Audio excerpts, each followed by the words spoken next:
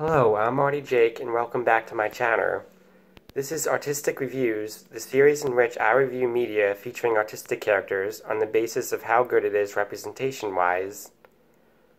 First of all, I want to apologize for how long it's been since my last episode. I was having a bit of creator's block and was having trouble writing up a script that I was satisfied with, but now I feel refreshed, and I plan to be much more active on my channel in the coming months. For today's video, I'm going to be taking a look at the autism episode of a Disney Junior show called Fancy Nancy. Fancy Nancy is a computer-animated children's show based on a series of books of the same name, written by Jane O'Connor. The books have been adapted to TV by Jamie Mitchell and Krista Tucker. The plot of the series follows a 6-year-old named Nancy Clancy, who happens to have a great love for all things that are fancy and French. The series first premiered on July 13th, 2018, and it currently has 2 seasons, with a 3rd season on its way. Before I begin, I want to preface by letting you know that the autism episode is my first bit of exposure to this series. The episode that we are going to be reviewing today is the second half of the 14th episode of Season 2, titled Nancy's New Friend. The episode involves Nancy learning about autism when she befriends Lionel's cousin Sean. The episode starts off with Nancy and her friend Bree on her way to visit her friend Lionel to meet his cousin Sean. Nancy says that Lionel told her that his cousin is autistic, which she takes to mean he likes to paint and draw. This is something that I actually quite like. I've often joked before about how easy it is to mix up the words artistic and autistic. It then cuts to a scene where Sean is info-dumping train facts for his cousin Lionel. During this bit, they are interrupted when Nancy and Bree arrive. When Bree tries to say hello to Sean and goes in for a handshake, but Sean doesn't respond back as he's too absorbed in what he's doing. This is something that I actually really like and can relate to a lot, as when I was a kid, I would often not say hello to people and would only remember to do so when prompted to by my parents.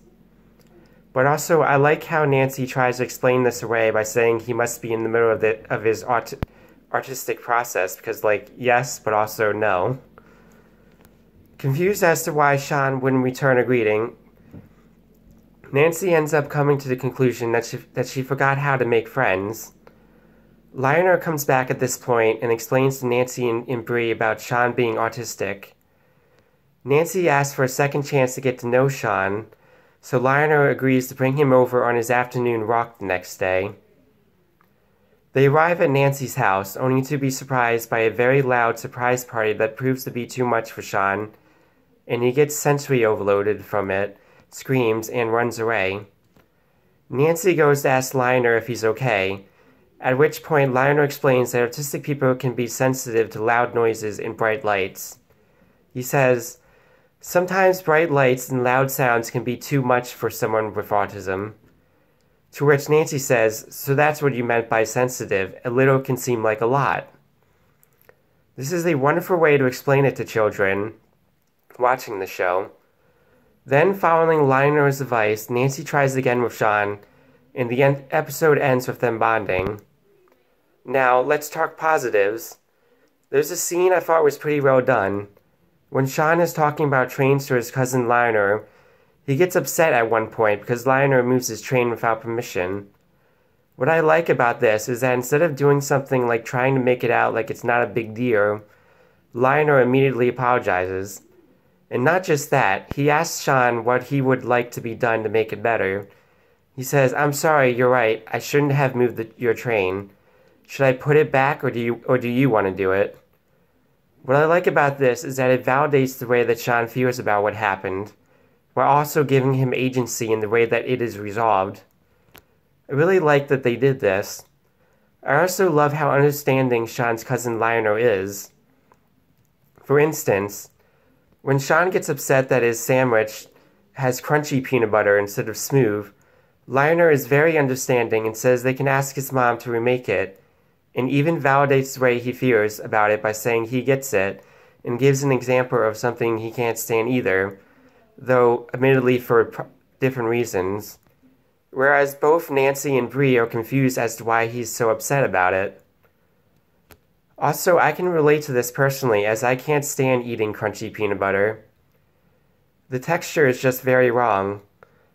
And while they're walking to Nancy's, Lionel says, "Oh, Sean, you always get me to see things in new ways," which was a really touching sentiment that I was glad to see. Another thing I liked was when Sean said, "I like friends too, but it's tricky for me to have them sometimes."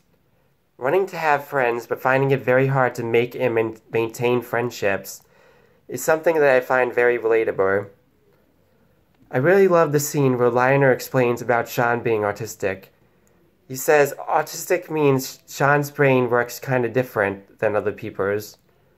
For one thing, he doesn't really look at you when you talk to him. Also, he likes doing the same things every day because it makes him happy.